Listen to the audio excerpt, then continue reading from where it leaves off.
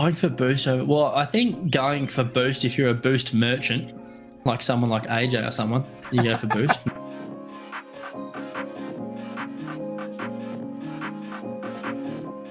100% of the time. Yes. Always, every second of every game. Ball's going in your net, don't worry about it. Go get the boost and make sure you've got the full 100 to celebrate with the other team.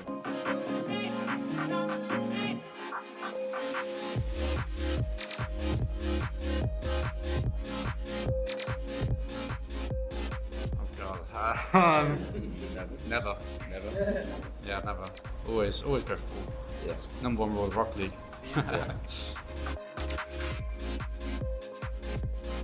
Welcome to the Boost Over Ball podcast, where three aggressively average Rocket League players talk about everything RLCS with your hosts, Ace, Code Red Jack, Kyle Cube, and AJ Binky.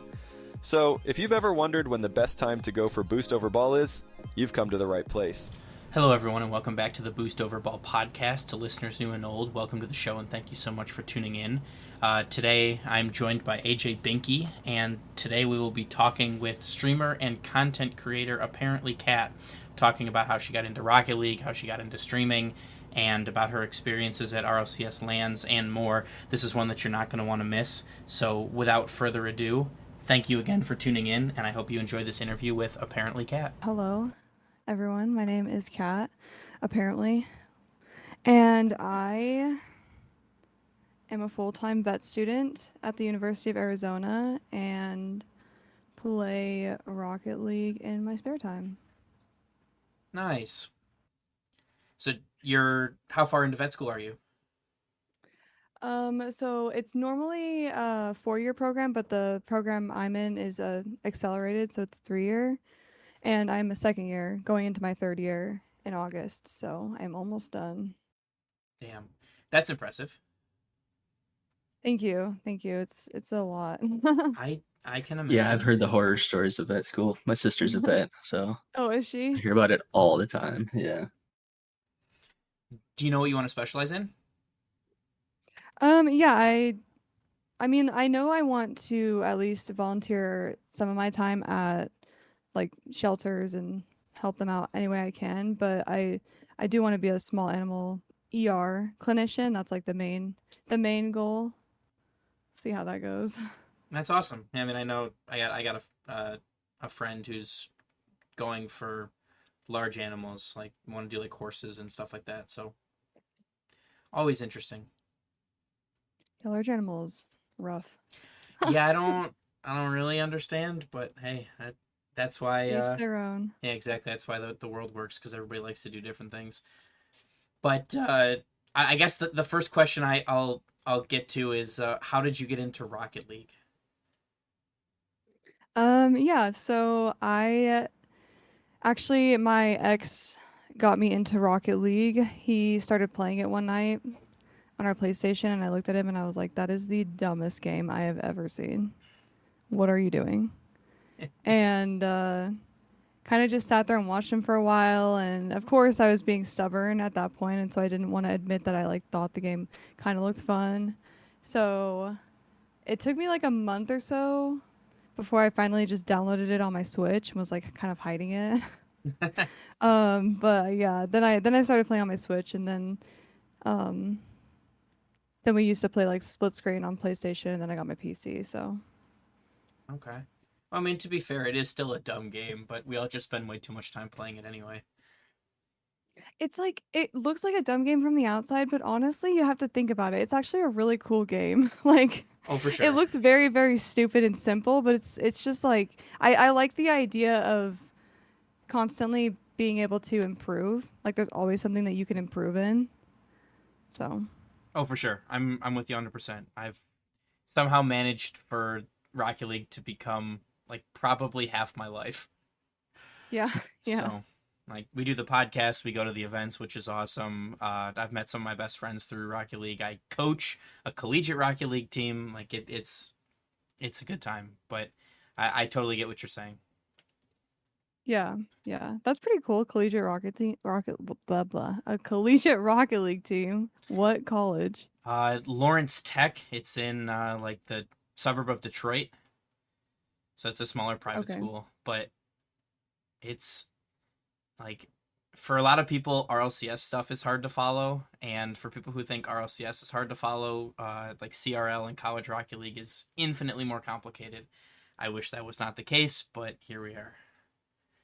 So Oh yeah, that's why I don't follow CRL. I don't know what's going on ever. yeah, we like for the CRL World Championships, we did an episode like talking about like doing like a primer like on what the teams were and how they qualified, and we like sat down to record and we like have notes for our shows, and you know that was probably like 5 or 6 hours of researching trying to figure out like how teams qualified through like CCA or CSL or anything like that into CRL for the Worlds. It's super confusing, and I still don't fully understand. But Yeah, everything you said just went right over my head.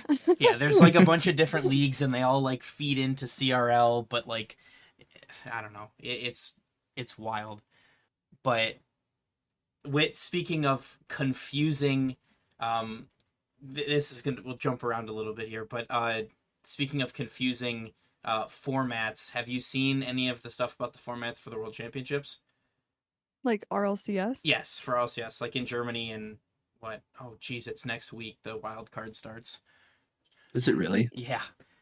Oh Holy. no. That happened so fast. It really Yeah, did. that did. I'm not gonna lie, I haven't. I do get very confused when I look at all that stuff, and I'm just like, I don't really know what's going on here. I pretty much just root for SSG, and then I go from there.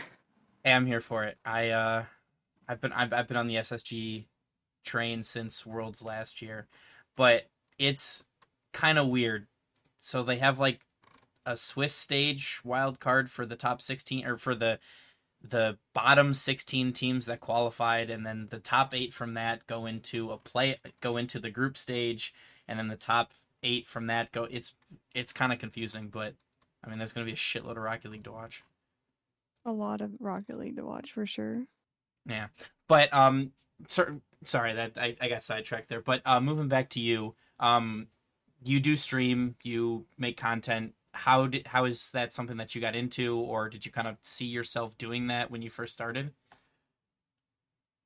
Yeah, I mean, when I first started playing Rocket League, I didn't really know that there was, I guess, content on it. Like when I was growing up, I used to watch PewDiePie a lot, so like I knew that there was like, YouTube creators who played video games, whatever. I just didn't really think about it in, I guess, Rocket League terms. And so my ex had showed me Lethamyr, and I loved his videos. I still watch his daily videos every day, but I kind of got into it that way, and then I started watching Arsenal, and that's kind of how I got into RLCS. But as far as content goes, I actually didn't. I had never been on Twitch before. I like made my account. So like I made my account. I had kind of heard of Twitch, but I didn't really know a whole lot about it. And so when I went to LA LAN, the winter major Right. a few years ago, and after I think I had made my Twitch account like a month or so after that, started just watching a few people. I was mainly watching people that Leth played with, so like JG7 and Gubberry and Zerx. And I would kind of just lurk on there, never chatted. I was too scared. And I kind of like watching it, I was just like, this looks like fun. Like I think it'd be a lot of fun to stream. And the day that I kind of just decided I was going to, because I hadn't gotten my PC until May, and then like one day in July, I just woke up one morning and I was like, you know what, I'm gonna stream today. And I literally didn't have any knowledge of what I was doing. I learned everything that day. I had just like a really crappy webcam from like my old job, literally like a headset that was not for playing games, but that's all I had. And I didn't really have any money to like go out and buy stuff. And then I just watched like a bunch of YouTube videos on how to stream and what to do and what not to do, and then I went live. And the rest is history. That's awesome. Yeah, it's kind of wild. And did you see yourself having as much success if you as you've had? I know you have like 6,000 followers on or more on Twitch. Is that something that you saw happening, or Never. That's why my name's apparently Cat. I literally, when I made my name, I quite literally was going to make it Alpha Cat because I was not creative. Okay, I was just like, I'm trying to just do this as fast as possible, so I wasn't sitting there thinking of a name, and I tried to do Alpha Cat. That was taken on Twitch. Apparently Cat at least just had like an underscore, so I was like, cool, I'll do apparently Cat. It's not like I'm gonna really gain a ton of followers anyways, and so now we're here. So yeah, I actually did not. I'd never in my life would have guessed that I would have grown as much as I have on Twitch, and I'm literally so thankful for my community every day. so then that like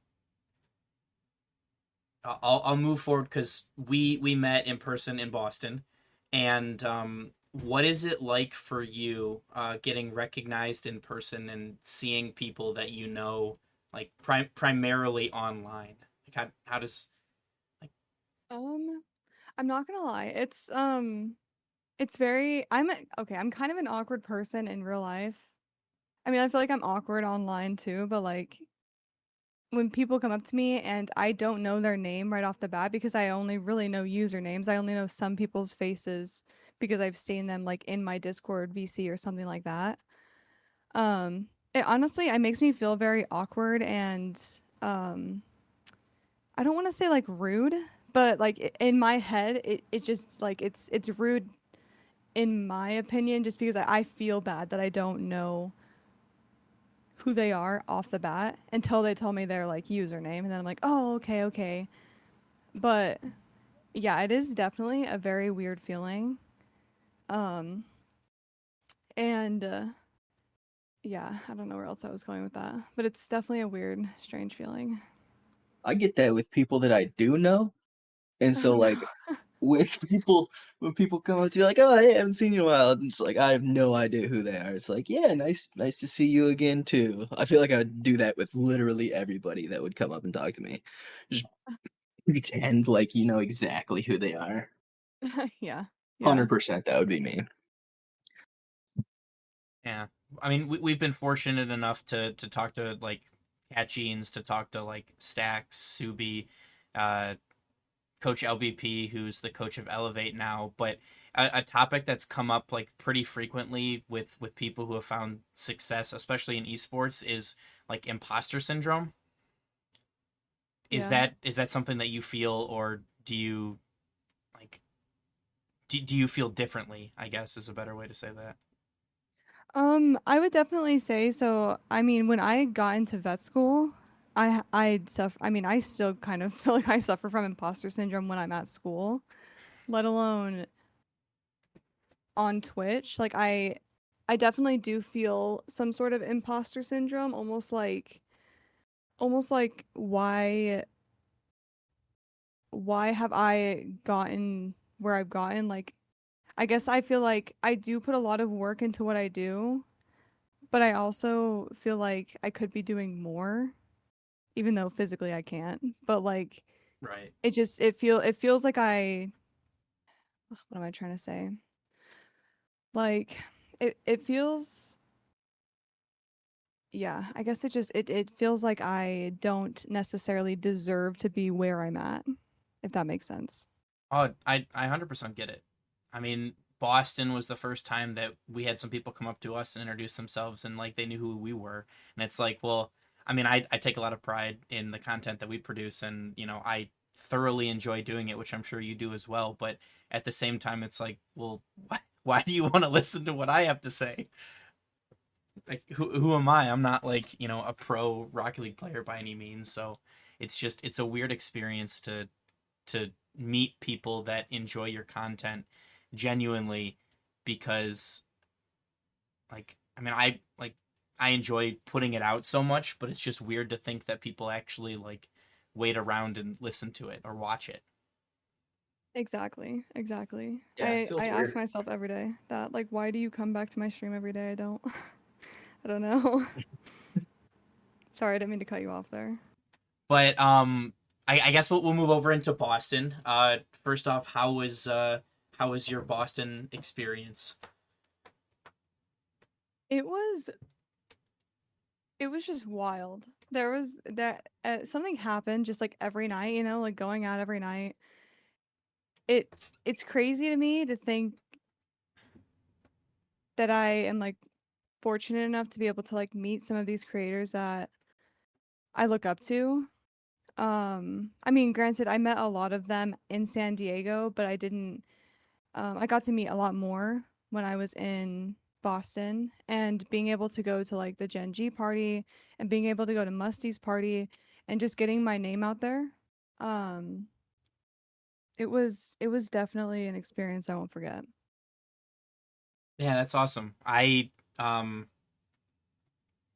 I feel like similarly, like I was in San Diego as well. But that was more of a time commitment from the media side than Boston was, and so I felt like I had more time in Boston to like interact with people. So I'm glad I we got to talk. We got some cool pictures. I got to talk with like Tenacity and Buckeye and a bunch of people. So it was. I thought the venue was better too. I don't know about you. Oh, the venue was so much better. And I mean, granted, I liked the DreamHack kind of idea. I think it just felt like everything was being so I guess it felt like Rocket League was being overshadowed by everything else that was going on. So I didn't even really get to watch Rocket League a ton. Like I maybe went over there a few times and then I went over there for finals. But in Boston, I liked how it was purely just people there wanting to watch Rocket League. Yeah, I agree. And I mean, San Diego's a cool city. The venue was cool in and of itself, but I think that the standalone arena is is better. I just think it works better for what they're trying to produce. You said you were at Yeah. LA, right? Yes, I was. Did you like LA or Boston better? I I did like the venue at LA more than Boston, but I think it was mainly just because I liked the fact that like I had a specific seat and I could like get up and know that my seat was going to be there when I got back. And it was a nice spot and um I don't really like the like hecticness of they're not just it's just like a free for all. Like you're buying a ticket in one section, but no one's actually caring where you sit. Right. Makes sense. So speaking of seating, I do have an interesting question for you. So were you a did you bought your ticket for Boston, or were you did you sit in the VIP section? Oh, that's a whole thing. Oh, I bought a ticket for Boston. It's not like bad. It's just I'm stupid. I like messaged someone on Epic Games. I was like, "Hey, looking for VIP." And the way that they worded it, I misunderstood and I was like, "Actually, I don't need that." And so, no, I was not in VIP. oh, Um I'm just a little bit dumb, but it's fine. No, I wasn't even really in my seat to begin with. I was honestly walking around 99% of the time. So, fair. And I mean, I don't know. Like the VIP section to me, like it would be cool, but it seemed like it was kind of like at the end, like it was for people who don't realize, but the Boston event was at an ice rink. So like the VIP section was at one of the ends, like behind where the net would be. So it's like the farthest like away from the stage that you could be. So like that part kind of threw me off. So I don't know how like amazing those seats were anyway.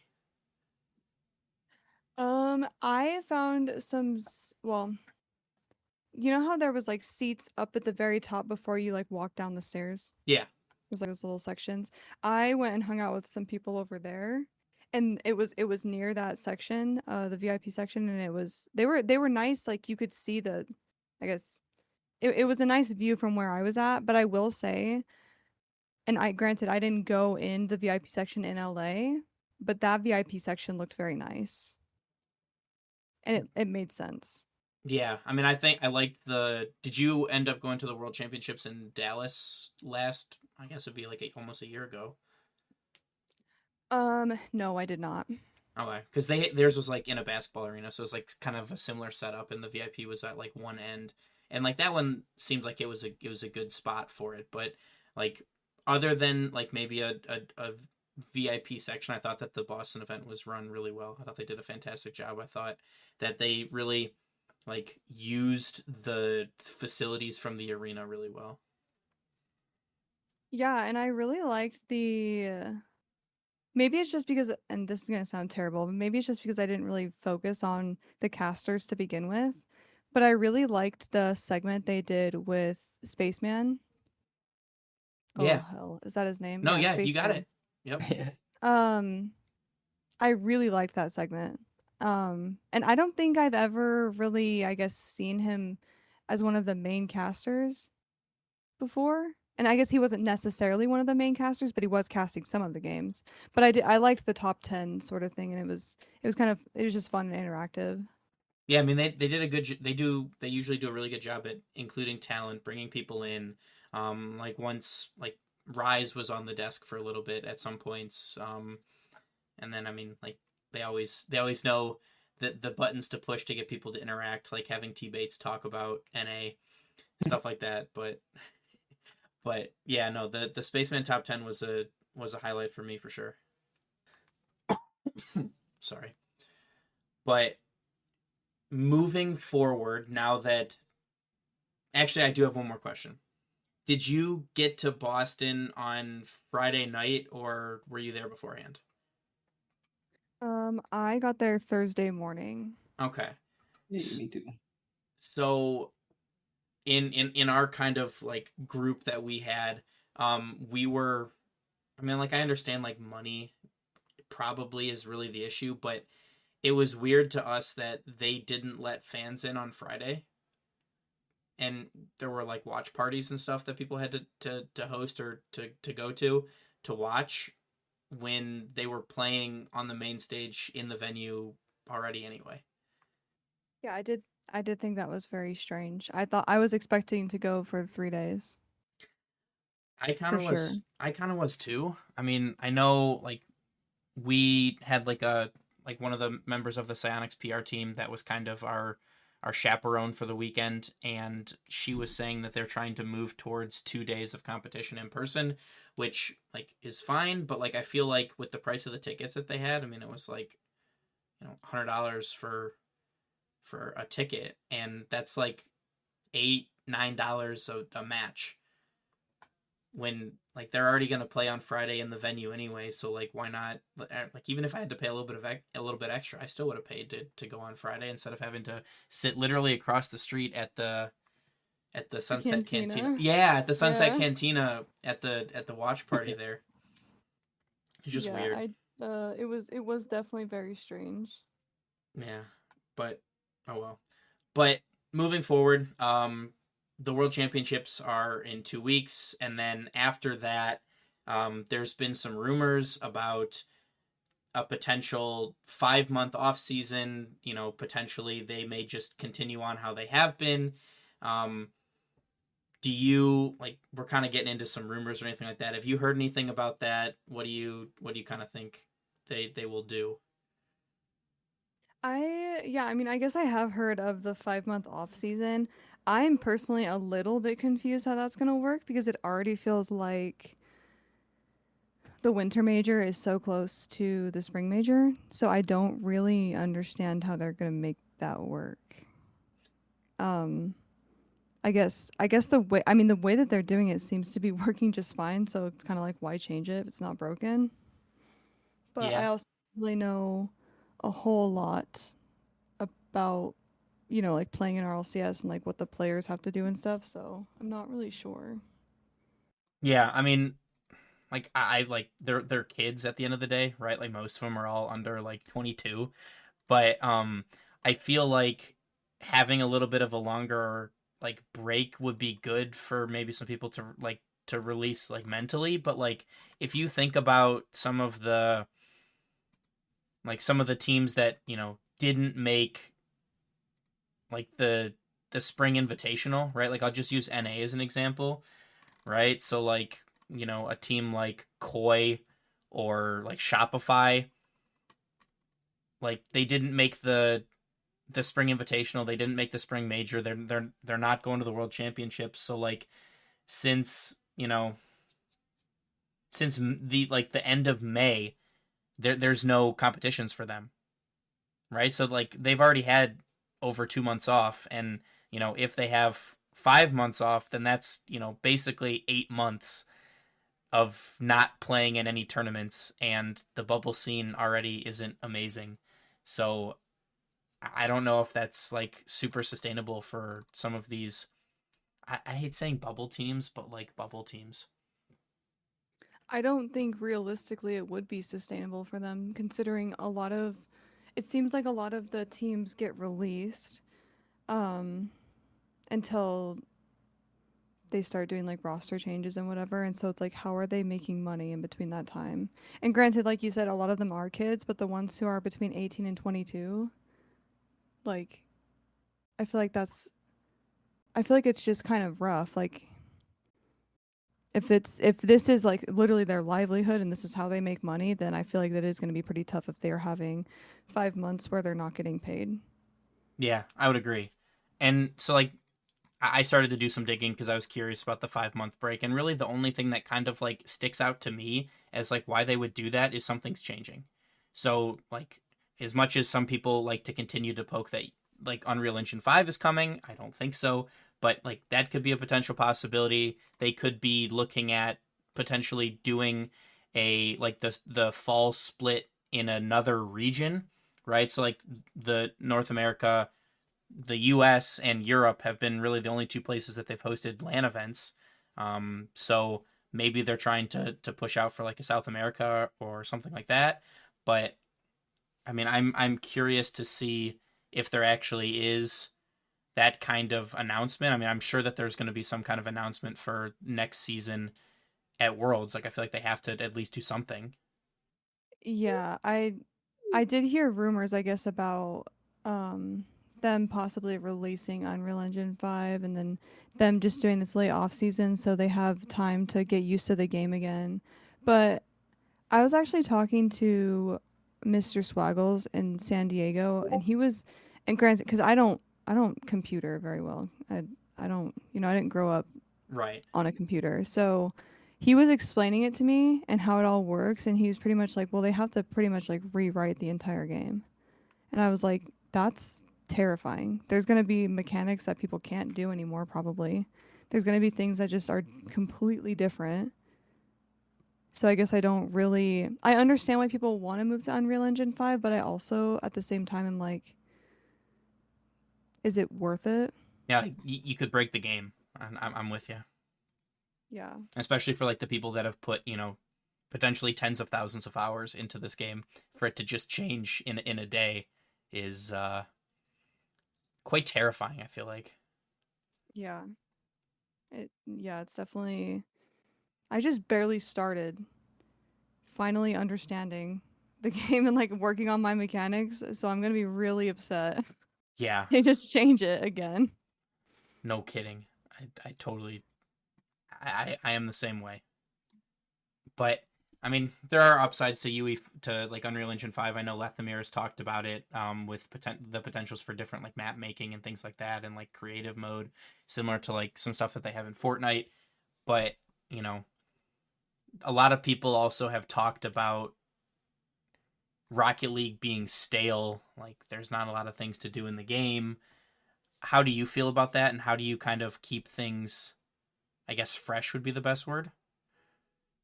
I feel like it's a little bit different for me because I don't have, 22,000 hours like Leth does.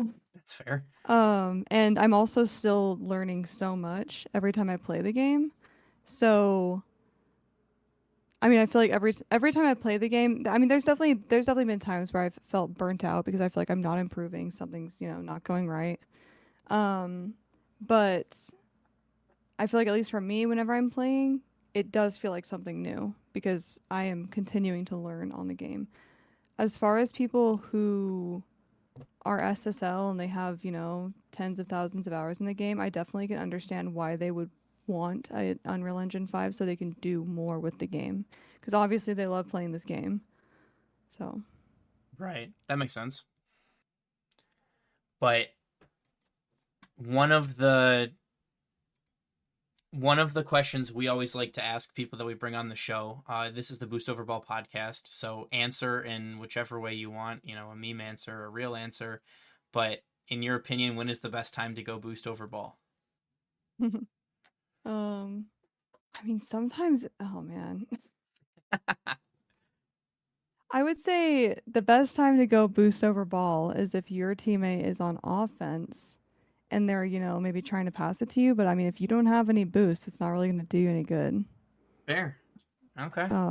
That's coming straight from a champ. So, hard stuck champ. Aren't we all a hard stuck champ at heart? I swear. But also, we have I have a Patreon question that I wanted to ask. I saved it. I thought it was a really good one. Have you ever heard the question, what do you think? Like, do you think that there are more doors or wheels in the world? What? I've never even thought of that. So there is like one of those like interview questions that like people like always like freak out about. But do you think like in the world that there are more doors or windows? No, that was not right. Do you think there's more doors or wheels? I'm sorry. There has to be more wheels. I mean, that's kind of what I thought too, but then like you think about it and you're like, okay, well a car has 5 windows. Some cars have 5 windows and 4 wheels. You're like, wait a minute. Fuck. I'm so confused. Wait. It's like if you think about like I feel like it's wheels, but I have no reasoning behind it whatsoever. I feel like it's wheels too, but then you think about stuff like an airplane, right? Like how many windows does an airplane have versus how many wheels? Wait, is it windows or how doors? many? So the I could windows have and sworn wheels, you right? asked me if it was windows or I thought it was wheels and doors. Okay. So the question is, do you think there are more doors or wheels in the world? Okay, so it is Yeah, doors and wheels. doors and wheels. Definitely wheels. Definitely wheels. Yeah. Okay, I'm with you on 100%. that one. So then, it's Hospital Ball that asked this question. So then the next one is, what about in Neo Tokyo? Oh, I hate that stupid map. Are we Honestly, I talking don't- old Neo Tokyo or new Neo Tokyo? Current Neo Tokyo. Like the ranked standard one. Yes. Okay. I don't even know that make a difference. I still feel like Honestly- it's got to be wheels.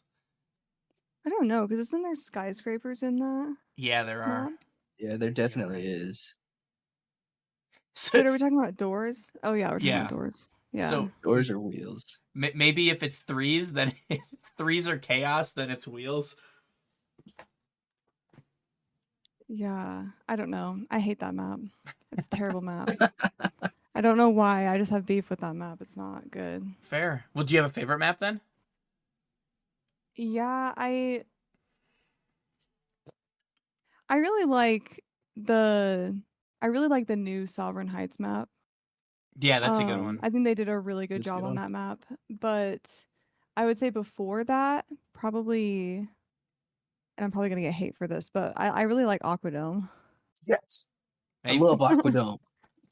we like Aquadome. I think Heck it's a yeah. good map. It is a good map. I don't really like the newest one that they put in. It just what was the seems newest one? it looks like a South American like village. Oh yeah, I know what you're talking about. I don't know what Yeah. it's called. I think it's pretty. It's just kind of bright. It's almost like the beach one. in the Yeah. daytime. Oh, true. Yeah. That one you gotta wear sunglasses. I never disliked that one because of the brightness, though. It seems to me though that like the newest one, it like feels smaller than all the other maps. Okay, I said that same I could see exact that. thing when I first started playing on it. I was like, this map actually does feel smaller, and I don't know what it is. I think, actually, I think maybe it's because in all of the other maps, well, I guess Sovereign Heights not really, but in most of the other maps, like everything is kind of far away on the outside. And in Yeah. that map, it seems like everything's kind of like closing in besides the one side that's like on the beach.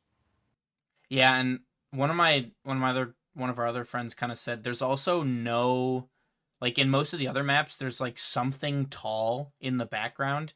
Like in Neo Tokyo it's the skyscrapers, right? In like Deadeye Mhm. Canyon it's like the mountains, or like in Sovereign Heights it's the skyscrapers, but in that map there's like not really anything that's super tall.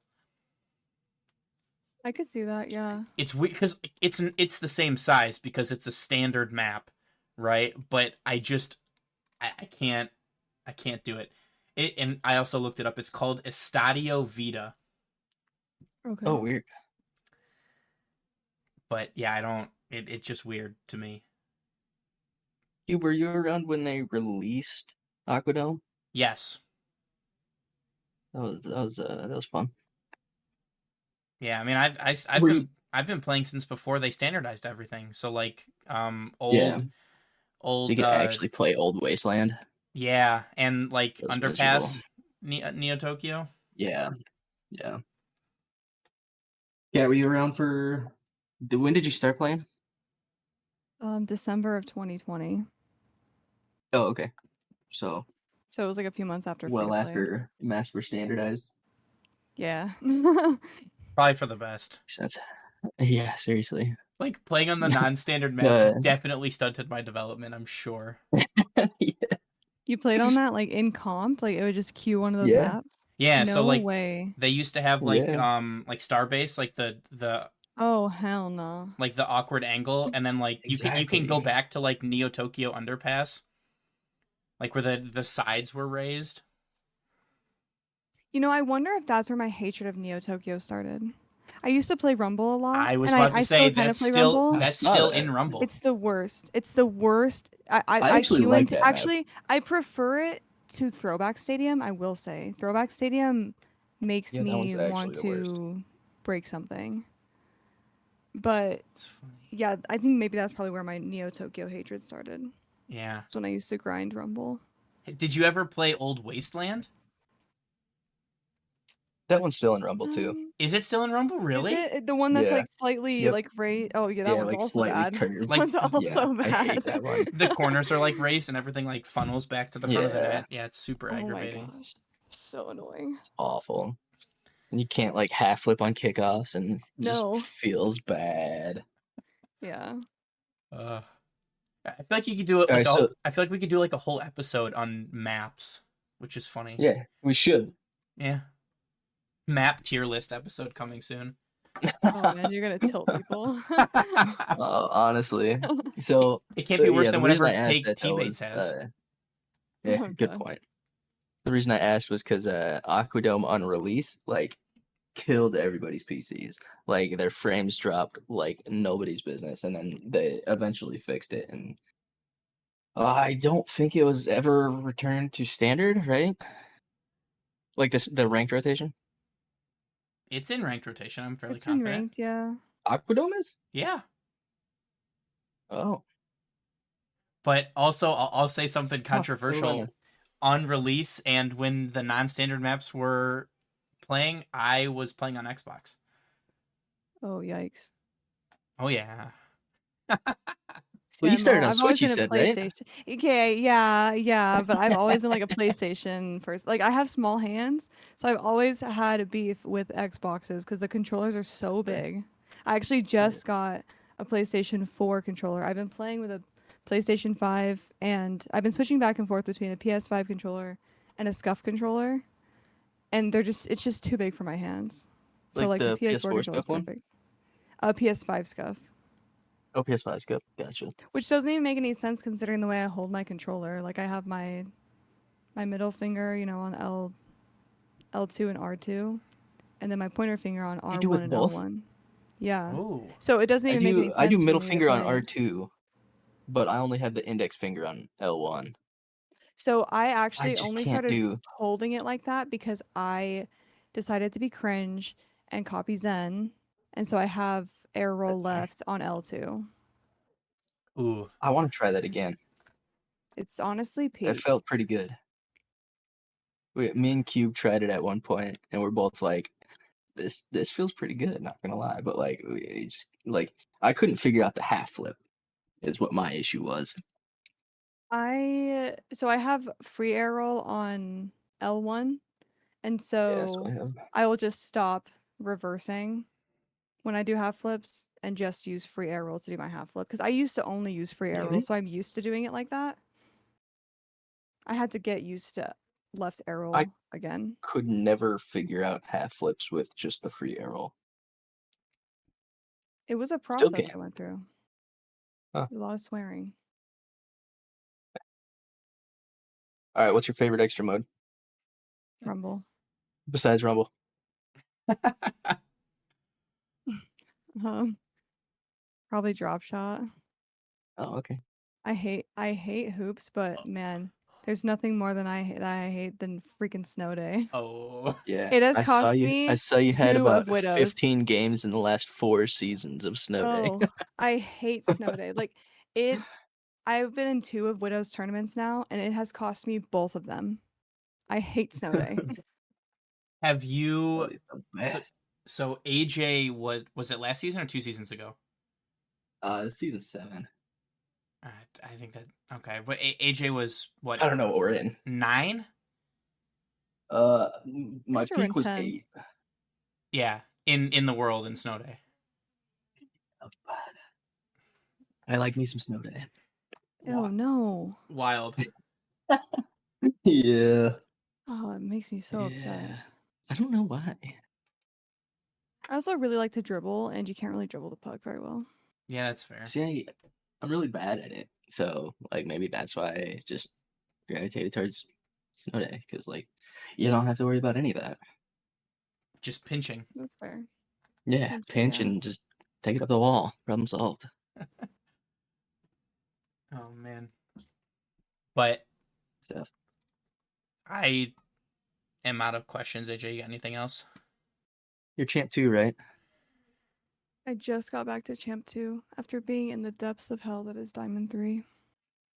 I threw my rank so hard last season, I was not having a good time playing Rocket League, I will say that. It do be like that sometimes. GC and Rumble, though, right? Mm-hmm. I think last season I got the GC rewards because of Rumble, yeah. Nice. I don't think I have any other questions. I was just curious. Fair. Well, thank you so much for taking the time to come talk with us and answering some questions. I enjoyed myself. We'll have to have you back on to you can help us with our map tier list. Oh my gosh, please. We could all make different tier lists and we're just have to compare them. Yep, and just get roasted by everybody. Oh yeah. Oh, for sure. But that's like peak off-season content, 100%. right? Especially if we got 5 months off. We got True. time for so many episodes. So much. Yeah. So much. I feel like we need to get Ace in on that too, though. He'd be a good punching bag for that. Yeah. I mean, he's already 0 for 1 on bets with us. Yeah. Yeah. Let's But- make it 2. But one thing before we end, who, if you had to predict someone to win Worlds, who are you taking? Vitality. Yeah, that's as a much fair as I love SSG and I'm rooting for them, I would love for them to win. But Zen is on another level, and okay, I'm terrible with EU teams, so I don't really know the other players on Vitality. But they all just play very well together, and I definitely don't think it's just Zen who's carrying that team. But I Alpha. definitely think he gives them the upper hand. And I think it'd be so, so cool to see him win a world championship in his first RLCS run. Yeah, I mean, he's only would be lost, incredible. technically 2 series since he's been a member of Vitality in RLCS. Once in a bracket, they got bracket reset and then won. And then, in this last, in Boston, they got dropped to lowers and then we all saw what they did. So I definitely don't think it's that outrageous to pick Vitality. I actually think that they probably have the best chance, right? And they've looked fantastic. So I think that's a really good guess. Yeah. If I had to pick, Like- yeah, I would say Vitality, and then like NA. Yeah, just I'm rooting for SSG or Genji. Okay, so that Why do you like SSG? Is it because of Lathamir? No, actually, the reason I started watching RLCS was because I started watching Arsenal on RC YouTube. RC Oh, that's baby. I really like Arsenal. Yeah, he's really funny. Yeah.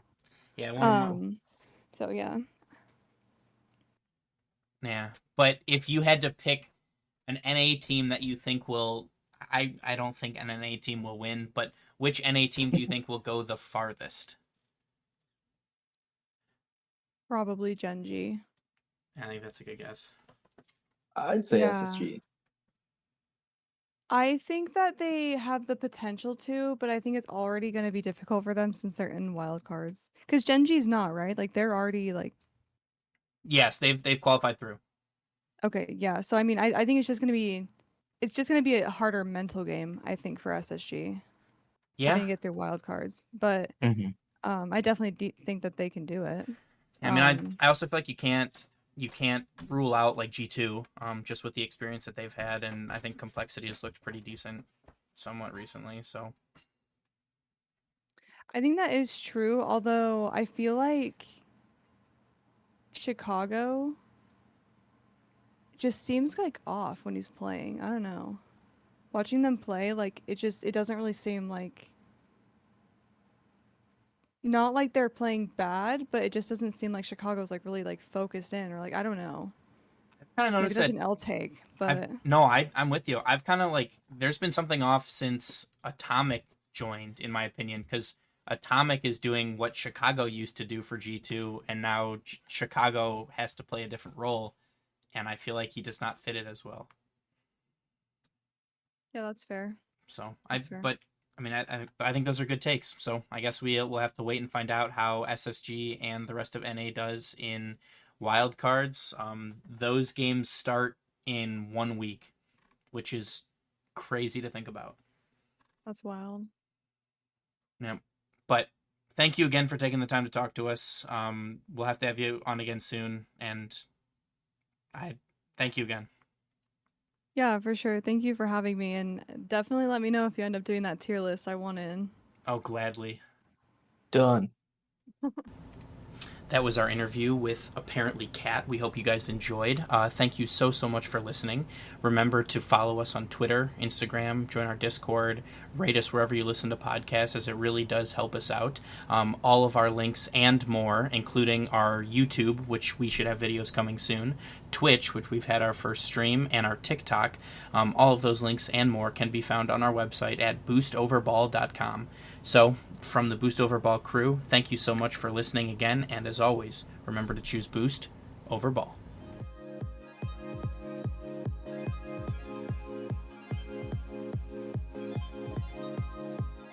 Thank you for listening to the Boost Over Ball podcast. Make sure to check out our website, www.boostoverball.com, and rate us wherever you listen to podcasts.